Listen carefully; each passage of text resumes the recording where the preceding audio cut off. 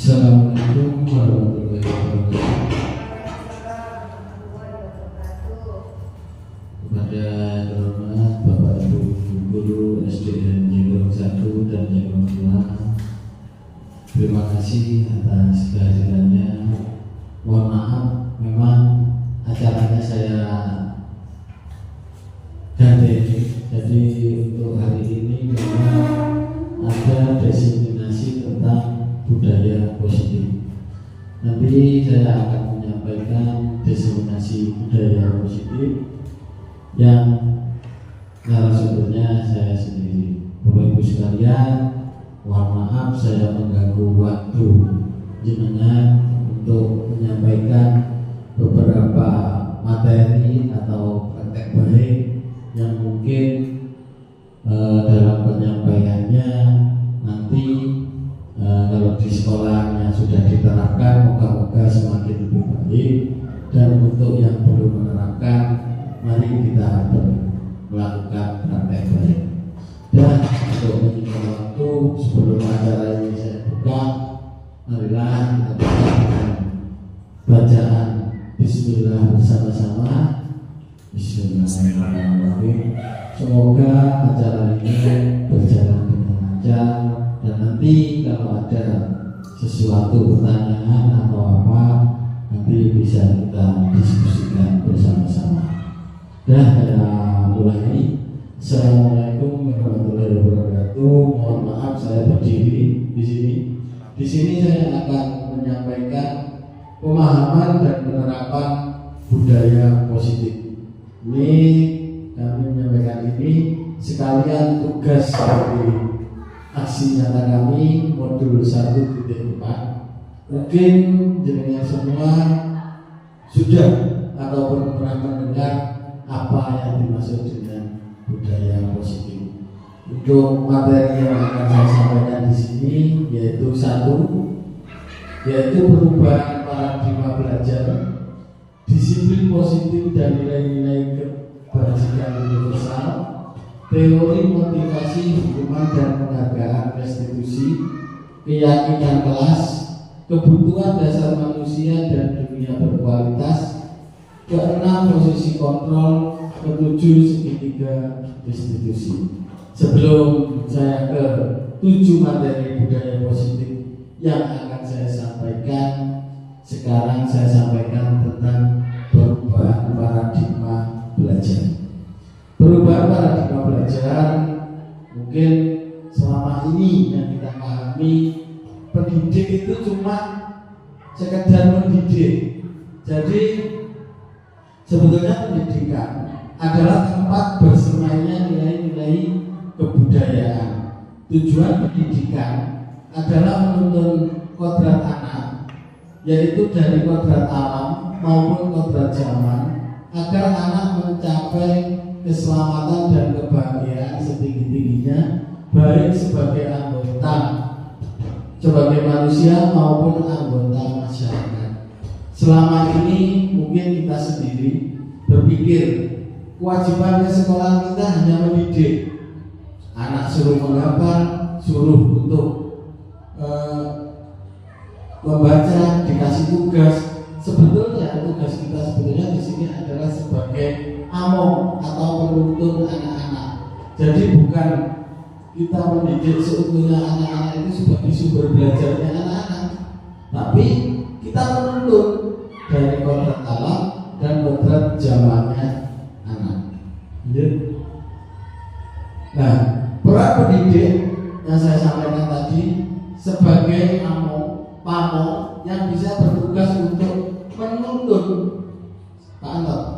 bukan menuntun.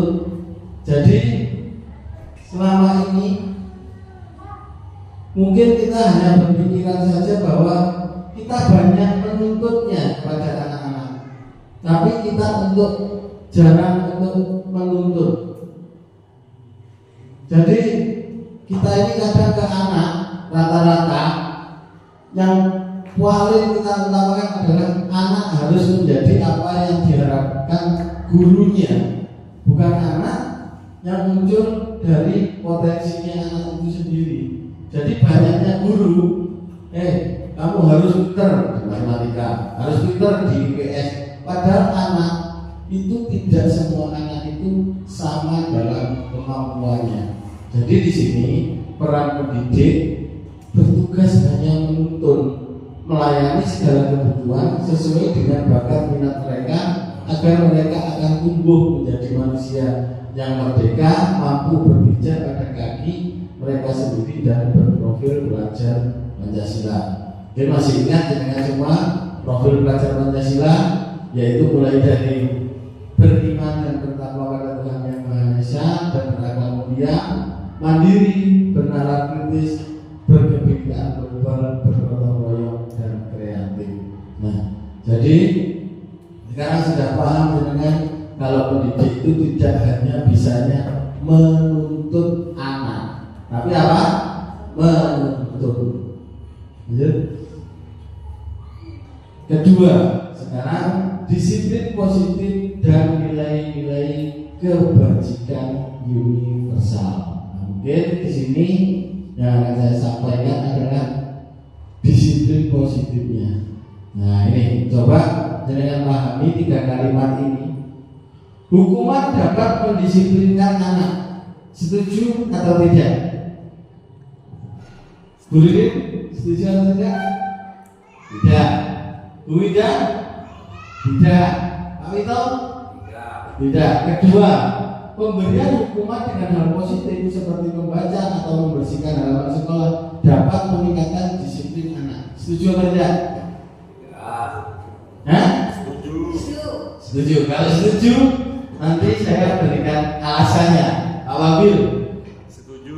Karena menjadikan anak lebih termotivasi. Menjadikan anak termotivasi. Persatu, tadi Bu Lilin menjawab tidak setuju. Apa alasannya Bu Lilin? Tidak setuju yang satu tadi. Hukuman dapat mendisiplinkan anak. Terima kasih, juga plus untuk Bu Lilin. Terus yang ketiga, memberi penghargaan dapat meningkatkan motivasi belajar anak. Setuju atau tidak? Bu Ida? Setuju atau tidak? Nah, dari ketiga jawaban, mungkin jenengan sering pada nomor 1 dan 2. Kalau sudah terjadi di lapangan atau di tempat dinas, hukuman dapat mendisiplinkan anak. Tidak setuju. Pemberian hukuman dengan hal-hal positif seperti membaca atau membersihkan halaman sekolah, mungkin ini yang jenengan sering lakukan. Dan gara-gara PR, tidak lari hubungi lapangan. Gara-gara PR, ya bersihkan kamar mandi. Sebetulnya memberi penghargaan dapat meningkatkan motivasi belajar anak. Lanjut, ayo. Ini nanti akan saya terangkan. Nah, sekarang ada kegiatan. Sekarang kepalkan tangan jenengan. Tangan jenengan silakan dikepalkan. Nah, di dalamnya kira-kira ada barang berharga yang jenengan miliki. Silakan kepalkan. Nah, genggam benda tersebut dengan segala upaya hadapan temannya mencoba sekuat tenaga untuk memberikan benda tersebut. Meskipun jenengan dibujuk, dirayu, silahkan berhadapan-hadapan. Itu kira-kira jenengan berikan apa tidak? Silakan. Misalnya di dalamnya boleh dimasuki kertas atau uang. Jenengan dirayu, benda-benda berharganya jenengan. Silakan. Silakan terayu. Kalau diberikan berarti jenengan. Coba, ayo Bu Sinta, coba kepal sama Bu Anis. Rayu Bu Anis. Mau tidak memberikan kira-kira?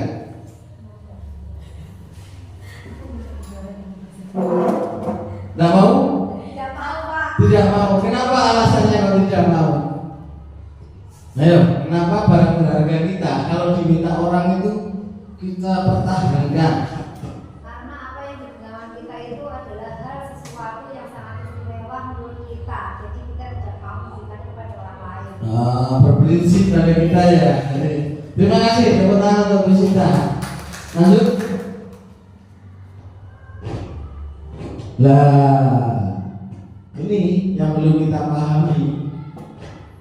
Guru mengontrol murid itu hanya ilusi. Bahwa kritik dapat membuat orang merasa bersalah dan dapat menguatkan karakter. Itu ilusi. Bahwa semua kekuatan positif, efektif dan bermanfaat. Ilusi. Orang dewasa memiliki hak untuk memaksa. Ini contoh. Jadi jangan berpikir bahwa murid di kelas jenengan ini jenengan mampu menjadi kontrolnya atau meremot. Adi, kerjakan ke depan. Anton, kerjakan ke depan. Itu namanya jenengan hanya ilusi. Jadi semua orang itu jenengan kira dapat kita kontrol. Sama, kadang kita kritik. Wah, kita kritik aja, itu bisa menguatkan karakter orangnya. Tidak, itu hanya ilusi. Terus orang dewasa memiliki hak untuk memaksa di rumah sama istrinya atau sama suaminya harus nurut sama kita, harus sesuai dengan keinginan kita. Itu hanya ilusi. Ini adalah teori ilusi kontrol. Selanjutnya, siapa yang sesungguhnya memiliki kontrol? Nah, stimulus responnya. Kita mencoba mengubah orang agar berpandangan sama dengan kita. Teori kontrolnya, kita berusaha memandang pandangan orang lain tentang dunia. Jadi kita biasanya adalah sebelah kirinya atau sebelah kanan saya. Kita ini seolah-olah mampu bisa mengubah orang itu sesuai dengan kita. Padahal pilihan kita adalah memahami pandangan orang lain tentang dunia. Perilaku buruk dilihat suatu kesalahan, misalnya tidak wajar, itu langsung sudah dihukum dengan kesalahan. Semua perilaku memiliki tujuan. Orang lain bisa mengontrol saya, hanya Anda yang bisa mengontrol diri Anda sendiri. Jenengan tak bisa, jenengan mengikuti si perlu atau apa itu cuma aturan, tapi yang mengontrol adalah tahu jenengan jam 7 itu telat. Anak-anak tahu juga jam 7 itu masuk sekolah telat. Tapi yang mampu mengontrol, oh saya nanti datangnya jam segini, bisanya jam segini. Gak bisa. Jenengan mengontrol orang lain, harus datang tepat waktu jam segini, jam segini. Gak bisa kita atur waktu.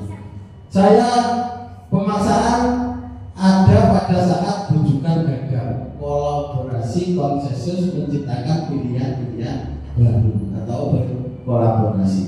Model berpikir menang atau kalah, model berpikir menang, tidak ada yang kalah, seperti itu. Itulah stimulus teori kontrol atau teori pilihan. Nah, apakah makna disiplin?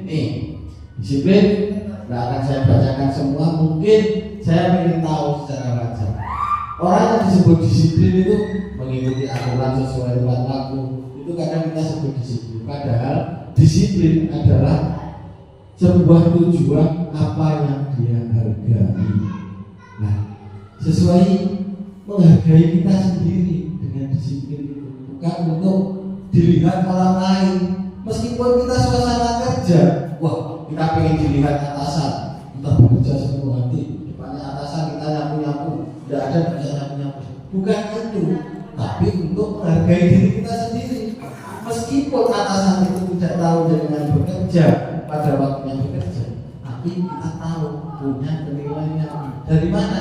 Dari jenengan menghargai diri jenengan sendiri. Lanjut, ayo.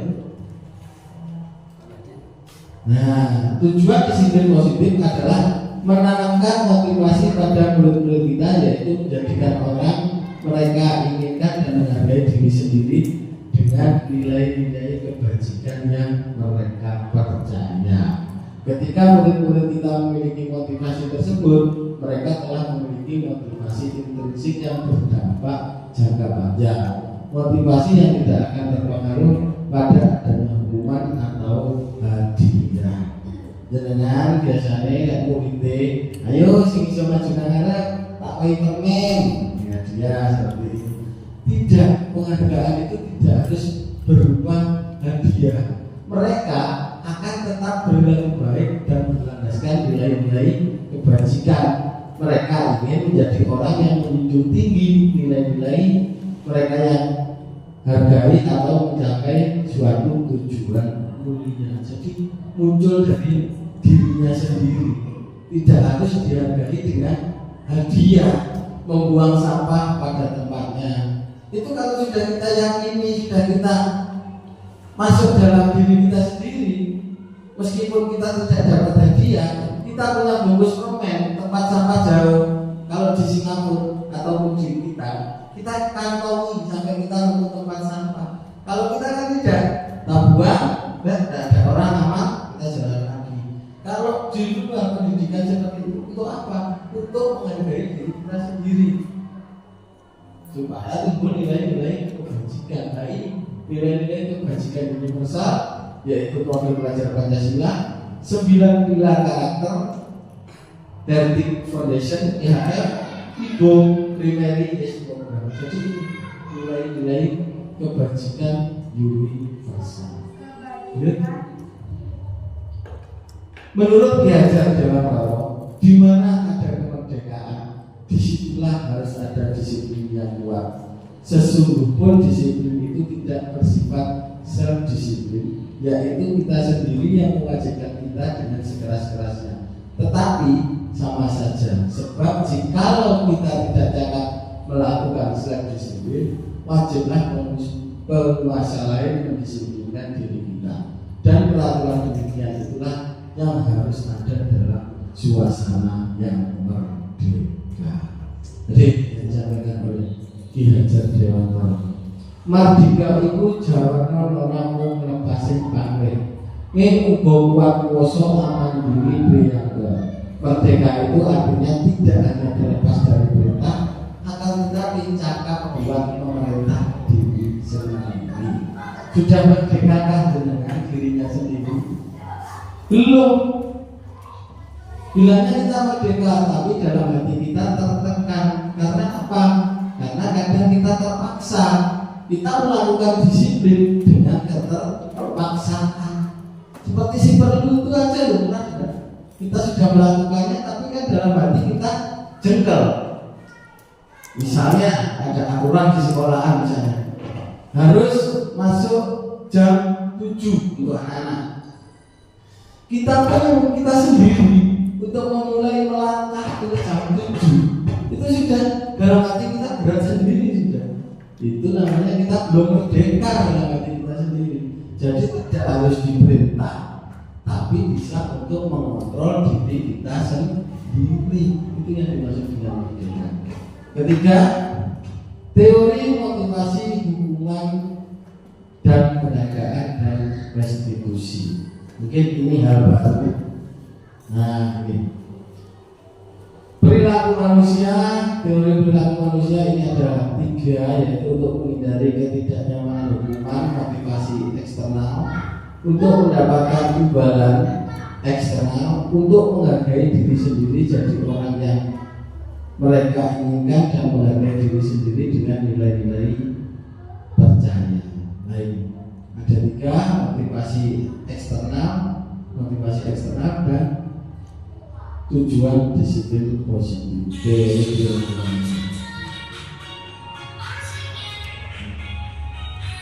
Nah, dihukum oleh penghargaan, bahwa penghargaan berlaku sama dengan hukuman, dalam arti meminta atau membujuk seseorang melakukan sesuatu untuk memenuhi suatu tujuan tertentu dari orang yang meminta atau membujuk. Dorongan eksternal akan ada faktor ketergantungan beberapa dampak dari pemberian penghargaan. Afikon, pengaruh jangka panjang dan jangka pendek, penghargaan penghukuman, penghargaan tidak efektif, penghargaan merusak hubungan, penghargaan menurunkan kualitas, penghargaan mematikan kreativitas, penghargaan mengurangi motivasi intrinsik. Jadi kalau dikasih penghargaan itu sewenang, dipuji, ditinggi-tinggikan, itu sewenang. Padahal itu mempengaruhi kualitas. Dengan adanya penghargaan, kualitas yang biasanya kita meningkat secara pelan-pelan ini, begitu dengan ujian kita akan selesai di situ. Oh, puas saya cukup sampai ke ujian. Padahal itu berdampak jangka panjang. Terus lanjut. Nah, bentuk program kebajikan apresiasi. Dalam memberikan apresiasi atau pengakuan perlu diingat beberapa hal. Beri pengakuan secara khusus pribadi, semua murid bergantian, konsisten, fokus pada proses. Jadi kalau dengan memberikan apresiasi itu secara khusus dan pribadi kepada semua murid secara konsisten, dengan memberi penghargaan kadang pilih-pilih murid itu. Jadi murid yang merasa paling gelap, tidak nyambung ngomongin, menjawab pertanyaan, sering dengan utamakan, yang lainnya dengan pinggirkan. Wah, aku seneng gak ada itu, wah ada itu pinter, tak akoni ini. Padahal kita sebagai guru harus mensamakan kondisi anak. Lanjut. Nah ini contoh pengakuan apresiasi kebajikan. Pembuka. Kemarin saya perhatikan nilai kebajikan, rasa empatimu besar sekali, situasi. Nah ini pada saat menolong murid baru di kelas kita, rasa empatimu besar sekali. Saya menghargai kepedulianmu. Terima kasih untuk rasa tanggung jawabmu. Dan kita kadang lupa untuk memberikan ujian yang panjang ke anak-anak. Bagus, cukup. Ya wis, aja takok ae. Ceriwis. Seperti itu. Malah kadang kita ini kalau ditanya murid yang aktif, itu kita otomatis padahal mereka mulai berpikir kritis, sudah kita matikan. Wis do takok ae, kesel jawab. Seperti itu. Ada seperti itu. Tapi itu guru yang di luar kita jauh ada yang di sini. Lanjut. Nah, ini coba dengan perhatikan hukuman atau konsekuensi nanti dengan bisa isi. Bu Winda nomor 1, mencatat 100 kali di buku kalimat saya tidak akan terlambat lagi karena terlambat sekolah. Hukuman atau konsekuensi?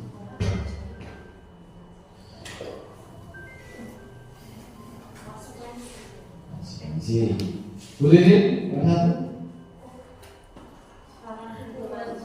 Hukuman. Nomor 2, Bu Sinta, lari mengelilingi lapangan karena terlambat hadir di sekolah. Hukuman. Mas Anton, murid diminta untuk push up 15 kali karena tidak menggunakan masker di sekolah. Hukuman. Mas Soleh, menggantikan kertas tugas teman yang telah dicoret-coret. Konsekuensi. Pak Wid, hukuman. Membersihkan rumah di meja karena tersenggol pada sistem belajar. Pak Hamzul, murid disuruh untuk tidak mengenakan sepatu seharian di sekolah karena tidak menggunakan sepatu hitam. Pak Robil, lari memilih lapangan basket 2 kali karena terlambat 10 menit. Hukuman. Sekarang kita lihat jawabannya. Nah, kita banyak memberikan apa? Hukuman. Kita jangan menggunakan konsekuensi. Membersihkan tumpahan air di meja tulis karena tersenggol pada saat belajar. Dia bertanggung jawab tidak dengan seperti itu? Dengan namanya timbul dari perasaan. Kalau nomor 1, apa yang didapatkan anak? Suruh nulis 100 kali dengan mereka dihukum zaman sekolah. Hah? Teringat apanya dengan? Dendam. Gurunya yang galak, ya. Kedua, tidak menyukai pelajaran itu. Ketiga, pegel, ya kan? Tidak mungkin dari dirinya. Lari menuruni lawan basket karena terlambat hadir di sekolah 2 kali. Kadang ketok iku arek sing gak disenengi atau tukang biangkerok di sekolahan, kayak gitu. Nggih keyakinane cuma mengelilingi lapangan basket 1 kali. Begitu ketok arek sing gak disenengi 10 kali ditambahi 5 kali sakarpe dhewe seperti itu. Push up. Kita bacanya yang mana ke anak itu? Hukuman. Hah? Hukuman. Jarang kita memberikan konsekuensi ke anak. Kita banyak yang memberikan hukuman.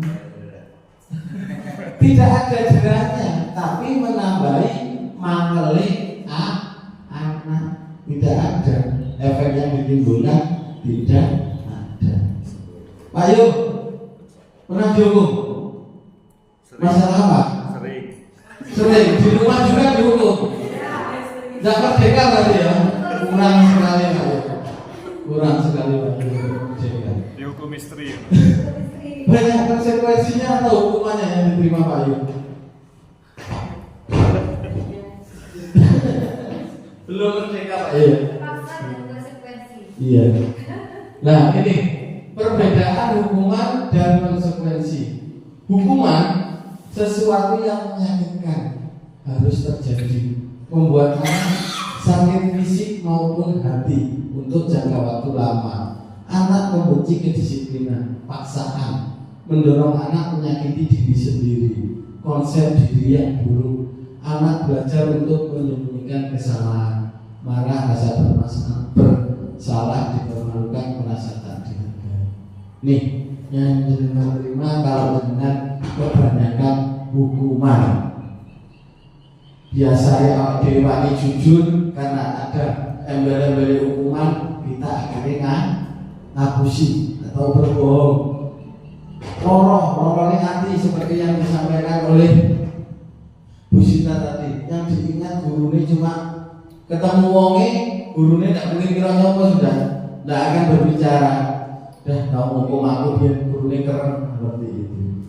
Konsekuensi sesuatu yang harus terjadi membuat anak mulai nyaman dalam jangka waktu pendek. Anak menghargai disiplin, stimulus tanggapan mendorong anak mudah menyesuaikan diri, kerja dengan baik. Anak belajar untuk mematuhi peraturan. Kehilangan hak dibuat tidak nyaman, diasingkan untuk sementara. Lanjut. Apa itu hukuman? Hukuman itu bersifat satu arah dari pihak guru yang memberikan dan murid hanya menerima suatu hukuman tanpa melalui suatu kesepakatan. Jadi satu arah, bisa dari fisik maupun psikis murid. Apa itu restitusi? Ini yang akan kita bahas. Proses menciptakan kondisi bagi murid untuk memperbaiki kesalahan sehingga mereka bisa kembali pada kelompok mereka dengan karakter yang lebih kuat. Restitusi juga merupakan proses kolaboratif untuk mengajarkan murid untuk mencari solusi untuk masalah mereka dan membantu murid berpikir tentang orang seperti apa yang mereka inginkan menjadi tujuan mulia dan bagaimana mereka harus memperlakukan orang lain. Gosip 2000. Nah ini identitas gagal, hukuman, identitas sukses, disiplin, restitusi. Jangan saya bacakan semua. Lanjut. 9 ciri restitusi. Bukan untuk menebus kesalahan, tapi untuk belajar dari kesalahan, memperbaiki hubungan, tawaran bukan paksaan. Restitusi menuntut untuk melihat ke dalam diri. Restitusi mencari kebutuhan dasar. Restitusi diri adalah cara yang paling baik. Fokus pada karakter bukan tindakan. Fokus pada solusi. Restitusi mengembalikan murid yang berbuat salah pada kelompoknya. Lanjut. Keyakinan kelas. Di situ tadi ada video tentang hukuman dan restitusi, Pak Yu.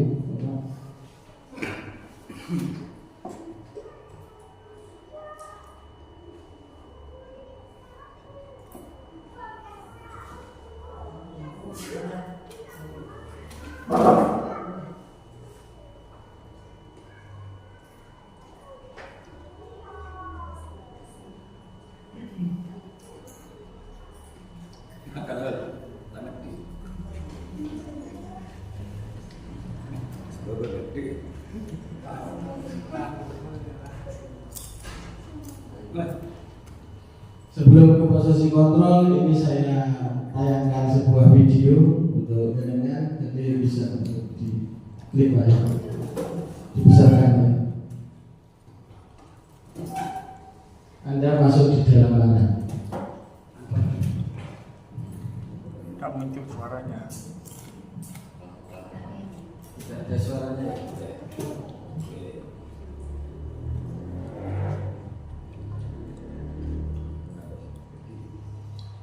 Ada suaranya.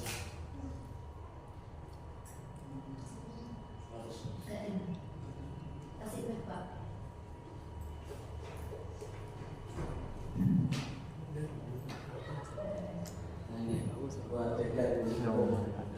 Jadi ada video di sini, ada 5 posisi kontrol. Ini ada audio Pak Wabil, ada audio. Ada pakai audionya aja. Nah.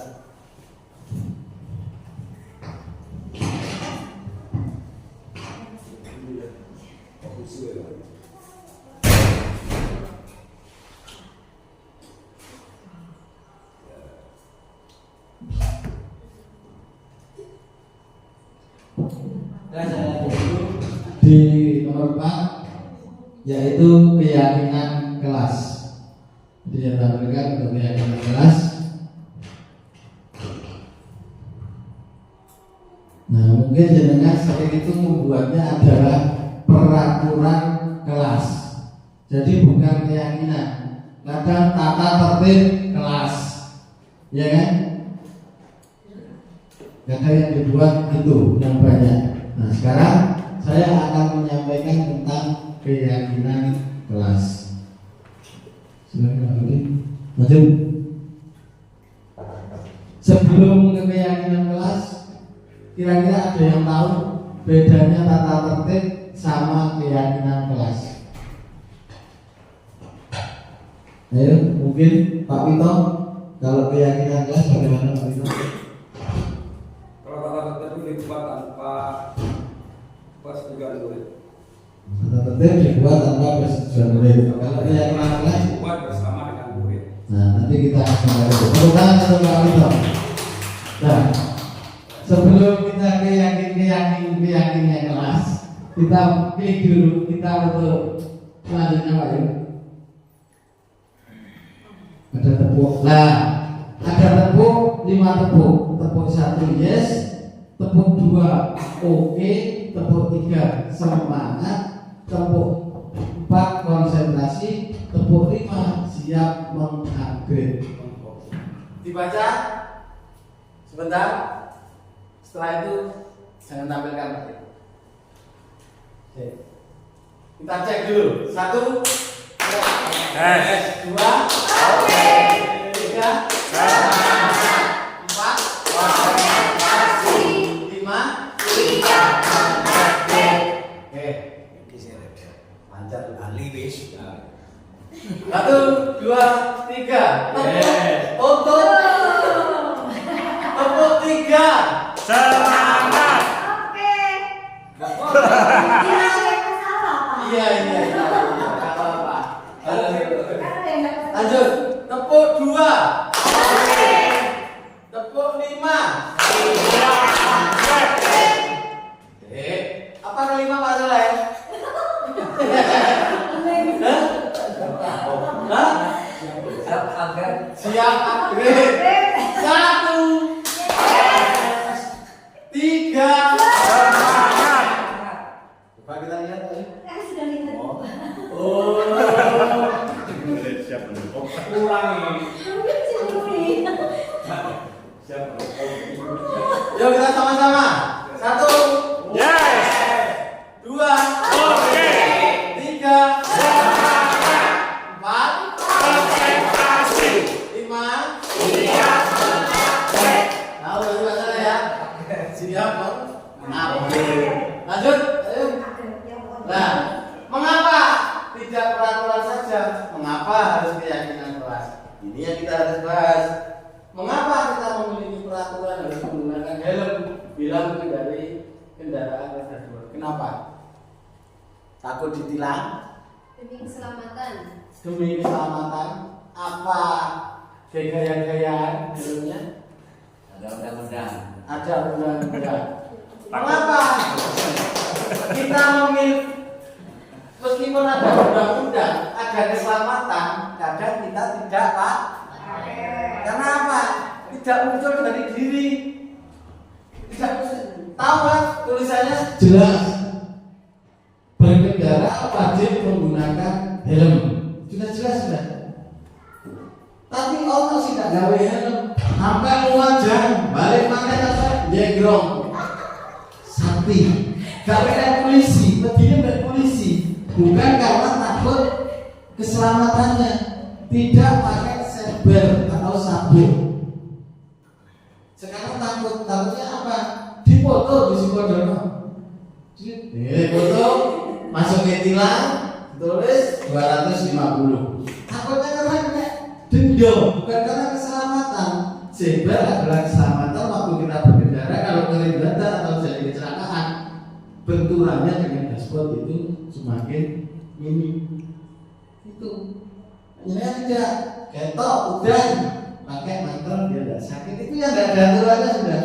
Kadang kita masih gaya Superman, tidak pakai mantel, izin. Soalnya mantelnya kayak Batman.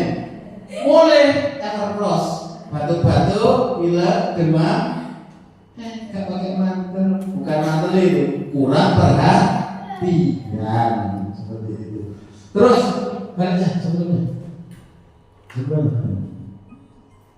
Nah, mengapa kita memiliki peraturan 3M, menggunakan masker, mencuci tangan, menjaga jarak? Karena kemarin sergap maskernya, cuci tangan. Karena apa? Covid beda orang tak parah-parah ada yang Covid.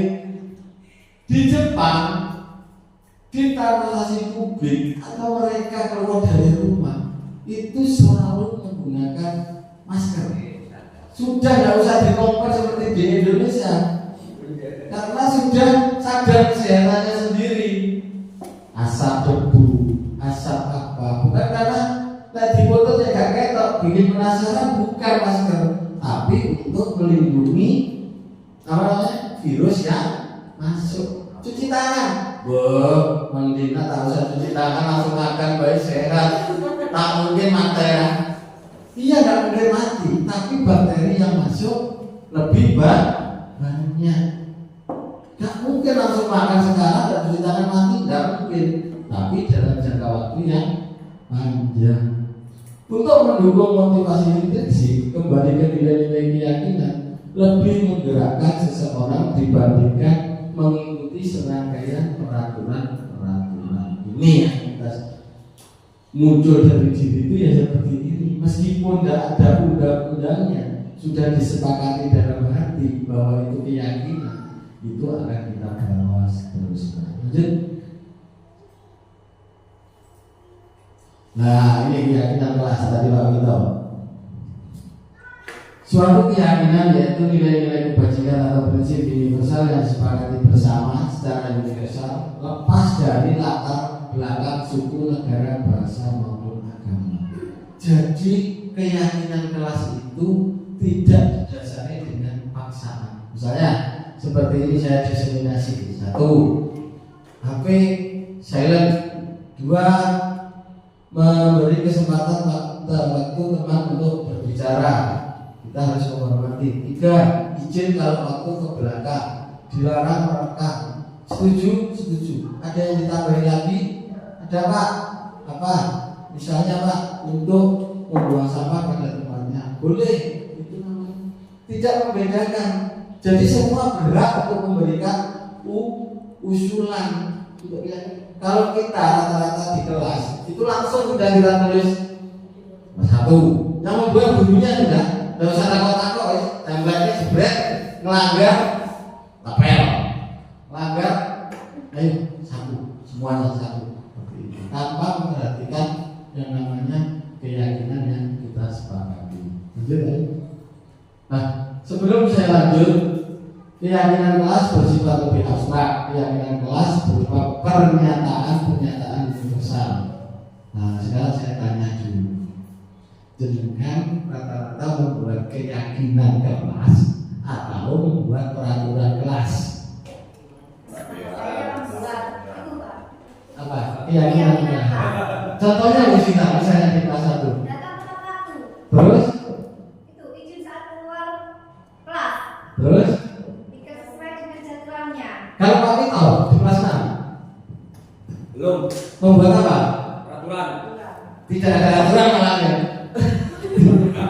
Bebas, masuk keluar bebas. Jadi kelas iskandar. Jadi katanya seperti itu. Saya dulu di Jenggro 4 kelas iskandar. Jadi pertama saya akan masuk, tidak tahu kemudian saya hilang kemana. Balik lagi banyak saya dari mana kamu? Ke belakang Pak. Saya hilang mana? Andi murid-murid. Guri naneker. Saya boleh mana? Saya kira rong minggu hampir golek manuk. Teman kok banyak ujian sih tak teko maneh. Nah itu yang kadang kita menerapkan di wilayah seperti ini harus paham sesuai kondisi dan buat keyakinan yang kira-kira tidak memberatkan juga. Jadi tidak hanya wis salah golek manuk kok, padahal ada banyak latar belakang di situ. Ekonomi kurang atau apa, kita kan jarang untuk menanyakan hal seperti itu ke anak. Pokoknya tidak sesuai, tidak sama dengan kita, tidak pas, bukan boloni untuk mereka seperti ini. Tidak seperti itu. Lanjut, proses pembentukan keyakinan kelas. Ini persilakan murid mencatat, susunlah keyakinan kelas sesuai prosedur. Hijau 5. Nah ini lanjutnya. Nah ini mana yang merupakan keyakinan kelas dan mana yang kesepakatan kelas. Dengan pilih kata-katanya. Coba. Ayo. Sama-sama kesepakatan kelas. Mana yang merupakan keyakinan kelas, kata-katanya. Yang selatan. Hah? Yang putih. Yang putih. Kami guru dan murid saling menyayangi. Ya kan? Tidak ada. Kadang muridnya ketok lambune reget kabeh dicideke mo. Mantul. Umbele terus kene sama ngene. Ngomongin saya sama murid-murid. Iya teka-teka.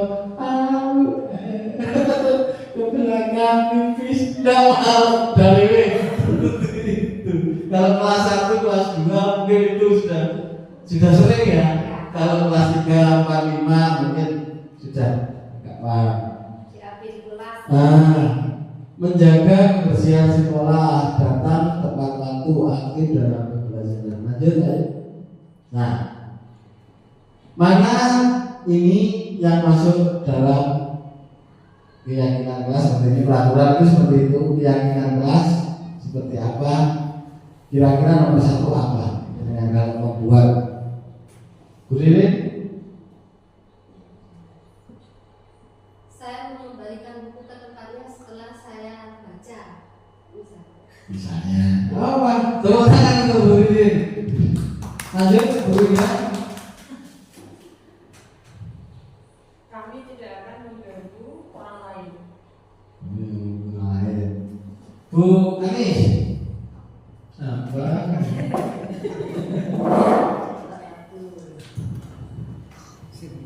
Apa? Waktu. Terus kita Dalam melakukan kekerasan harus saling menyayangi. mantap. Dilarang menggunakan narkoba seperti kuning gitu. Tentang narkoba. Itu malah. Tidak menggunakan obat-obatan terlarang. Nah, terus Calon. nah, sebelum ke sini, mungkin sebelum punya gambaran ke sini tadi mulai dari kebajikan universal nomor 1 sampai nomor 4 tadi, mungkin jenengan masih gambia. Mungkin ada nggak kira-kira pikiran jenengan yang ingin ditanyakan? Masih gambia sampai ke keyakinan kelas. Kira-kira Ada nggak yang ganjil di jenengan? Oh, berarti selama ini saya sudah membuat keyakinan keras, saya sudah menerapkan restitusi, atau kebalikannya mungkin. Duh, selama ini saya masih belum menyayangi semuanya, masih belum bisa untuk memberikan pelayanan yang terbaik untuk anak-anak. Ada nggak kira-kira pikiran seperti itu? Gimana bisa? Ada Pak, selama ini yang saya terapkan sebelum mengetahui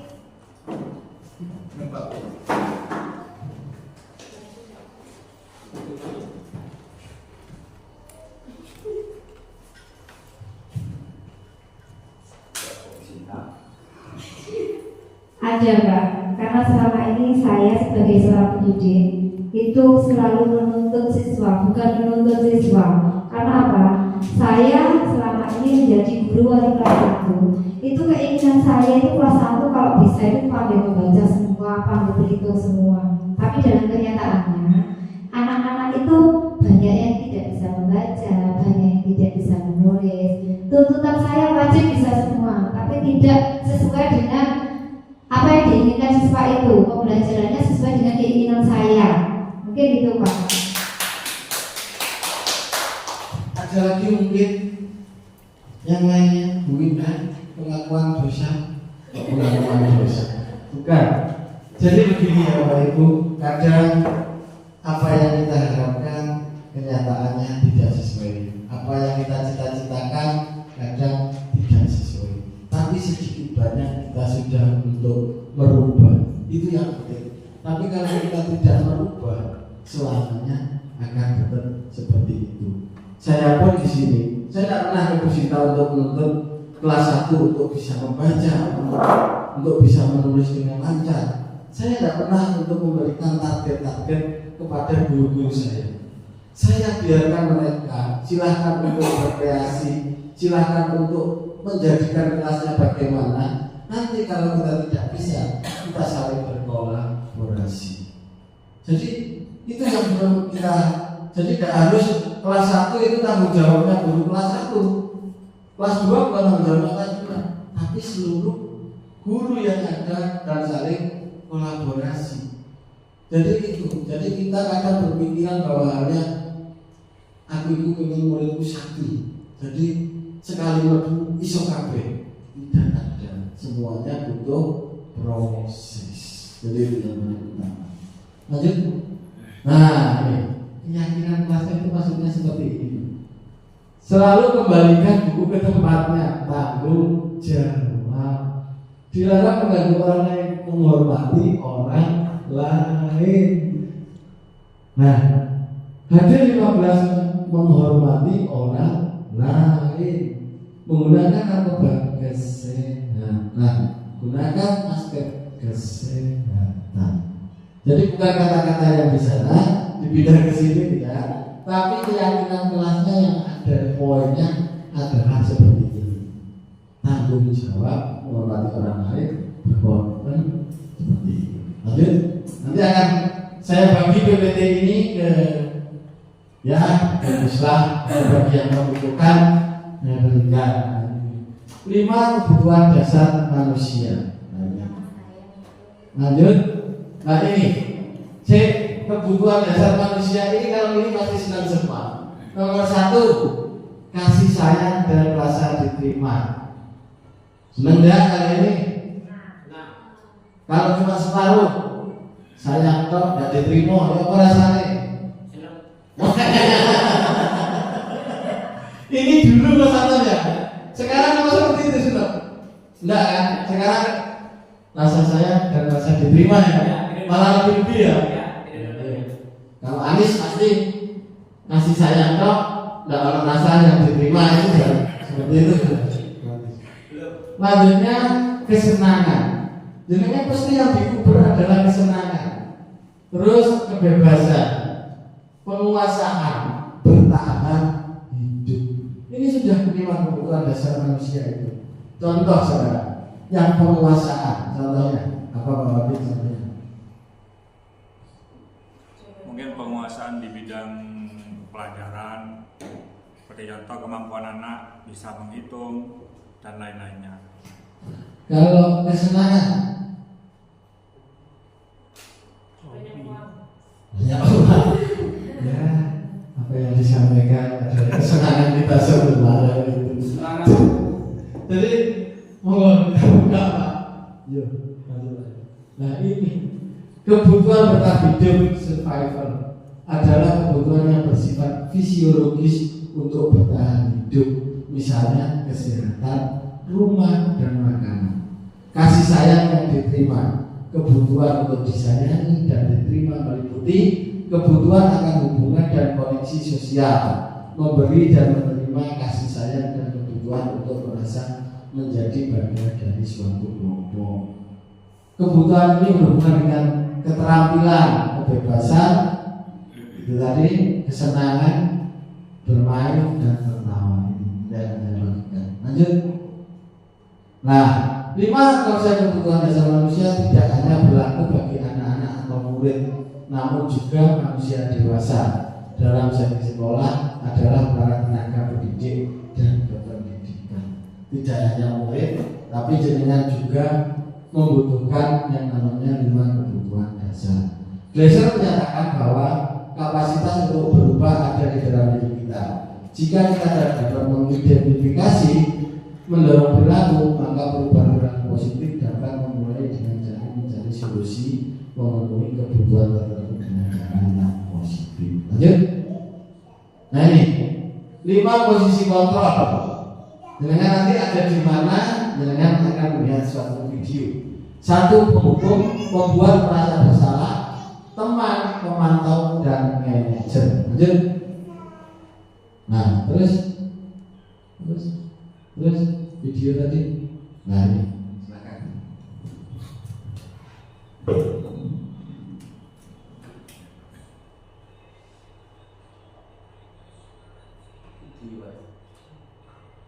Terima kasih.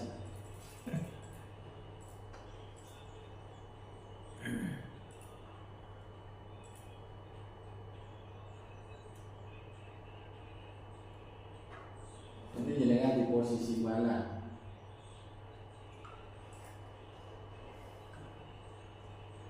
Untuk bawah sebelah. Jenengan Pak ini. Nanti pada posisi. Kami di suaranya.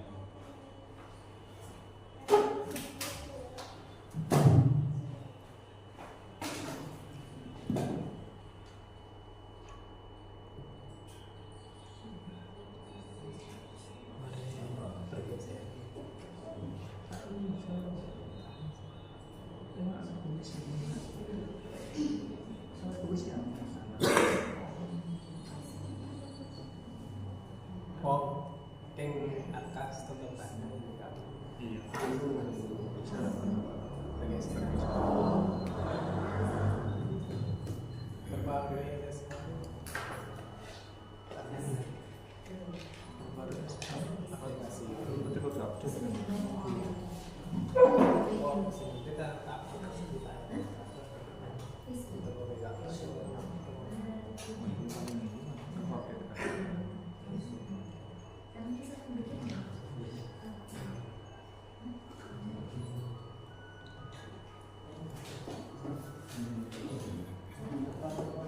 Di fashion tak muncul.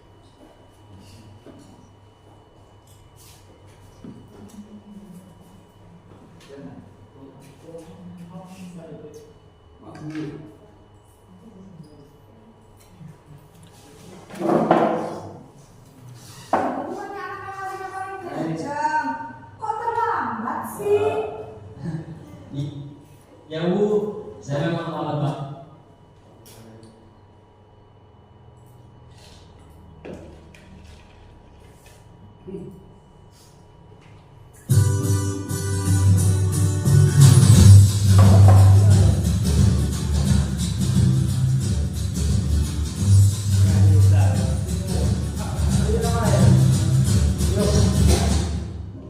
cerita ya.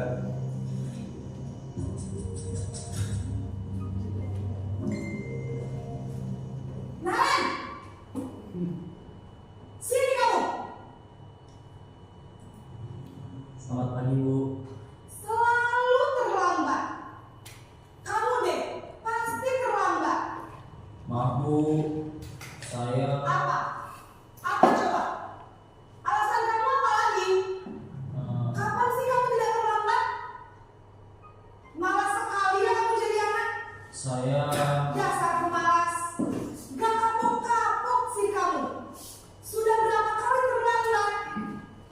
Sana, kamu keliling lapangan basket 2 kali. kenapa saya harus beli lapangan basket, Bu? Kenapa? Kamu melawan ibu. Berani-beraninya jawab. Sudah terlambat, masih berani jawab pula. Sekarang, keliling lapangan basket 5 kali sekalian. Biar kapok. Cepat. Pergi sana ke lapangan basket.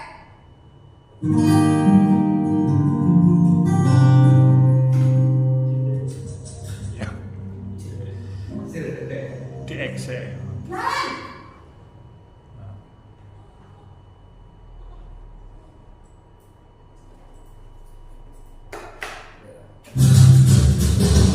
Mesti kamu tidak terlambat.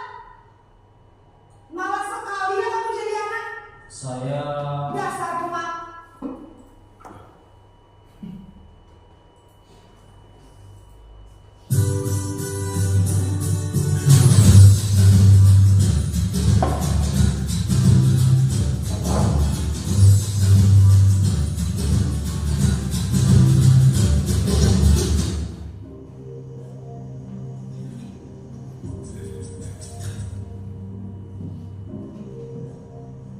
Naran! Sini kamu. selamat pagi, Bu. Selalu terlambat. Kamu deh, pasti terlambat. Maaf, Bu. Saya Apa? Apa coba? Alasan kamu apa lagi? Kapan sih kamu tidak terlambat? Malas sekali ya kamu jadi anak. saya Dasar pemalas. Gak kapok-kapok sih kamu. Sudah berapa kali terlambat? Sana, kamu keliling lapangan basket 2 kali. kenapa saya harus beli lapangan basket, Bu? Kenapa? Kamu melawan ibu. Berani-beraninya jawab. 30. Sudah terlambat, masih berani jawab pula. Sekarang, keliling lapangan basket 5 kali sekalian. Biar kapok. Cepat. Pergi sana ke lapangan basket.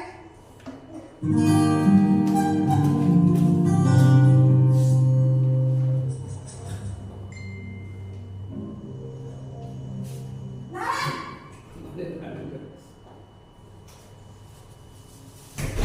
Selamat pagi, Bu. Naren. Kamu kenapa terlambat lagi, nak? Ya Tuhan, Naren. Kamu senang ya bikin ibu susah ya? Kalau kamu terlambat lagi, nanti ibu yang ditegur bapak kepala sekolah, nak. Disangka ibu tidak bisa membina kamu. Duh, gimana ini? Maaf, Bu. Duh, Gusti Naren. Kamu suka ya kalau ibu ditegur bapak kepala sekolah? Terus, sekarang ibu harus tulis apa yang di buku absen? Ini kamu sudah sering terlambat loh. Ibu harus apa coba? Maaf, Bu. Maaf sekali. Ya sudah, lain kali jangan bikin ibu susah lagi ya, nak ya. Ibu tidak akan salah lagi kalau kamu begini terus. Bisa jantungan kalau ibu ditegur bapak kepala sekolah.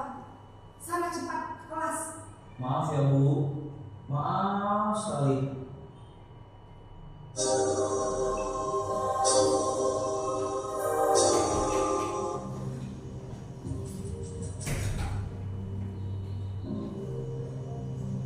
Naran!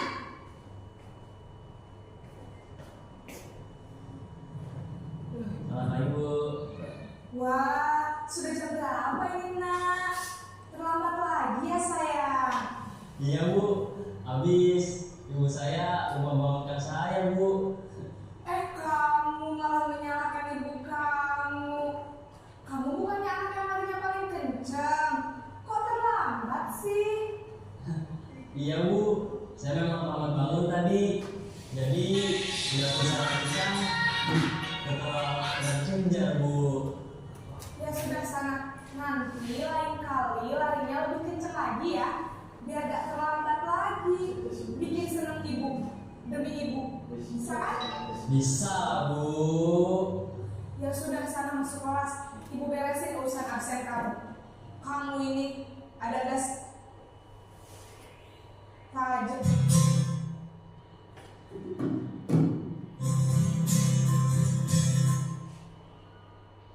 Ternyata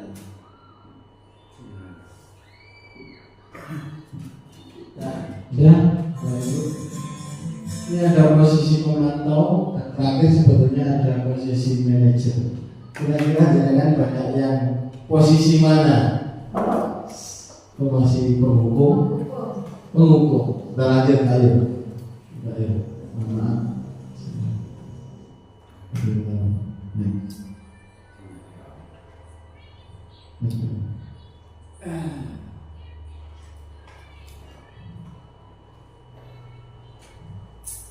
Nah, ini 5 posisi kontrol. Kita biasanya di posisi yaitu penghukum dan membuat rasa bersalah teman atau pemantau. Dengan adanya pengibasan praktek baik disiplin budaya positif, kita diharapkan menjadi yang namanya nomor 5, yaitu manajer. Bisa menghargai diri sendiri, mengajukan pertanyaan apa yang kita yakini, menguatkan pribadi, mulai meletakkan dirinya sebagai individu positif dalam dunia berkualitas. Bagaimana caranya bisa memperbaiki keadaan, mengevaluasi diri, bagaimana cara memperbaiki diri dengan menggunakan segitiga restitusi. Seperti ini ada menstabilkan identitas, validasi kebutuhan, dan menanyakan keyakinan. Lanjut.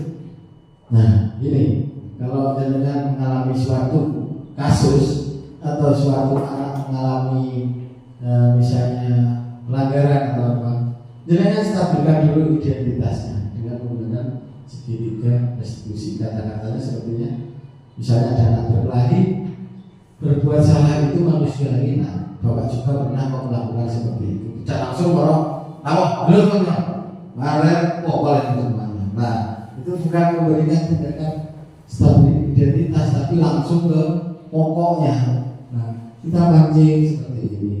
Kedua adalah validasi tindakan. Meskipun salah, mereka mempunyai alasan untuk melakukan kesalahan itu. Nah, seperti ini. Lanjut, menanyakan keyakinan. Seperti ini nanti yang saya bagikan. Lanjut. Nah, ini misalnya ada anak yang tidak memakai atribut sekolah lengkap pada saat upacara. Apa yang saya lakukan? Posisi apakah yang saya lakukan? Kira-kira di posisi mana, Bu Sinta? Penghukum kan?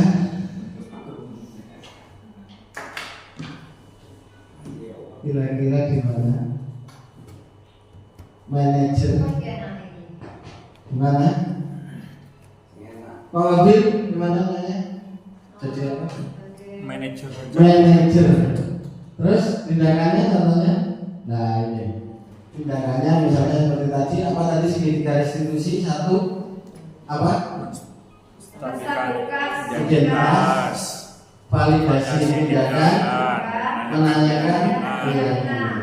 Aman sudah kalau kesimpulannya, dalam menciptakan budaya positif dibutuhkan kolaborasi siswa, guru, kepala sekolah, wali murid, dan masyarakat. Budaya positif dapat tercipta di sekolah melalui sikap disiplin positif. Disiplin positif siswa dapat terbentuk dengan pembuatan keyakinan kelas. Budaya positif mampu menciptakan suasana yang nyaman, aman, nyaman di sekolah. Dalam mendisiplinkan anak tidak diperlukan hukuman atau penghargaan, melainkan sebuah apa tadi? Restitusi, di mana guru berada pada posisi kontrol apa? Manajer, sama seperti kepala sekolah. Tidak harus jadi posisi penghukum, tapi di mana letaknya? Manajer, anak buahnya salah. Nah, Bapak yuk bisa telat. Tidak. Apa kayak telat cowok atau kolen mana? Tidak seperti itu ya. Jadi divalidasi dulu tindakannya. Kenapa dia melakukan itu seperti itu? Lanjut. Nah, rencana tidak lanjut, nah mungkin aktivitasnya yang kita buat satu, pertama apa tadi? Merubah paradigma dulu, yaitu menuntun anak tadi yang pertama. Kita banyak menuntut. Tindakannya apa? Aktivitasnya yaitu membuat keyakinan. Mulai kapan? Mulai hari ini atau mulai di kelas aja Pak, seperti tahun lalu itu aja saya sudah tidak saya update seperti itu. Dan lanjutnya mungkin itu penyampaian dari saya mohon maaf bila dalam penyampaian saya ada yang kurang atau terlalu mungkin menunggu perasaan, saya mohon maaf. Mungkin saya butuh juga umpan balik, yaitu monggo untuk kegiatan hari ini saya butuh masukannya. Silakan Pak Samsul.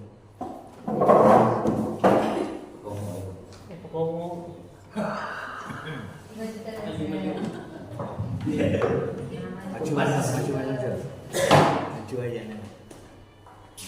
Atas dia.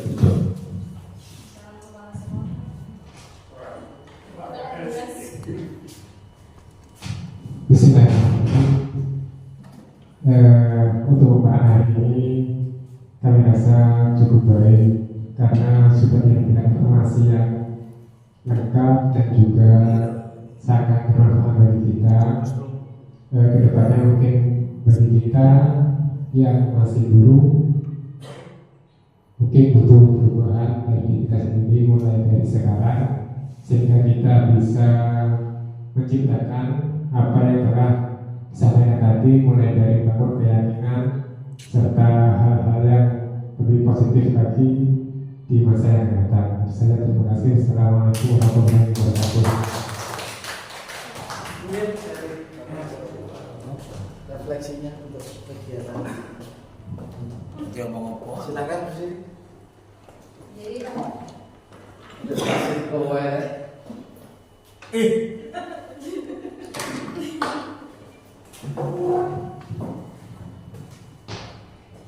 terima kasih. Apa yang saya ikuti mulai dari awal desiminasi yang disampaikan oleh Bapak Hatta ini sangat bagus sekali. Di samping menambah ilmu juga daripada audien ya, termasuk saya juga, yang mana juga dari rekan-rekan saya juga masih belum ada yang IDP ya. Ini juga menambah ilmu pengetahuan yang baru, dan sukses untuk banyak yang disebutnya dan bisa sampai pada tujuan. Tiada satu apapun nanti untuk pelajaran tiga ini. Terima kasih dari saya. Assalamualaikum warahmatullahi wabarakatuh. Terima kasih Bapak Sugeng yang bersama saya hormati, dan juga Pak Samsul kita kolaborasi. Jadi apa ya? Saya sangat terima kasih kepada Jenderal 2 yang sudah mau hadir memenuhi undangan kami, meskipun baik pun saya ucapkan banyak terima kasih, dan tak lupa kepada personel saya yang ada di bawah saya itu sangat membantu, dan mungkin kedepannya di Jengrong kita memberi perubahan meskipun sekecil apapun, tapi bisa berdampak baik untuk yang akan datang. Jadi mungkin itu yang bisa saya sampaikan. Kurang lebihnya saya mohon maaf untuk menghadiri acara ini. Kepada Pak Soleh, monggo dipersilakan untuk memimpin doa. Terima kasih. Ke depan.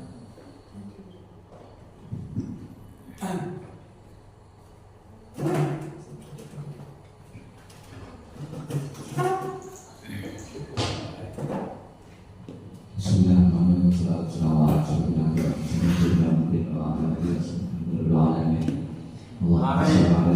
محمد وعلى سيدنا محمد اللهم صل صلاة كاملة وسلم سلاما كاملا على سيدنا محمد الذي تحمل بالأموال والدنيا والجنة وأنا بشر بعدد كل يا الله يا حي يا قيوم يا رحمن يا رحيم يا رحمن اللهم بلغ سبحانه وتعالى من سيدنا محمد صلى الله عليه وسلم وإلى آبائنا وأمهاتنا آتنا بدنا اللهم بارك في عمرنا اللهم بارك في رزقنا يا الله بارك في أولادنا وبارك في تلاميذنا وبارك في جمعنا كلهم يا الله ربنا آتنا من لدنك رحمة وهيئ لنا من أمرنا رشدا ربنا آتنا في الدنيا حسنة وفي الآخرة حسنة وقنا عذاب النار وأدخلنا الجنة مع الأبرار يا عزيز يا غفار يا رب العالمين وصلى الله على سيدنا محمد وعلى آله وصحبه وسلم سبحان ربك رب العزة عما يصفون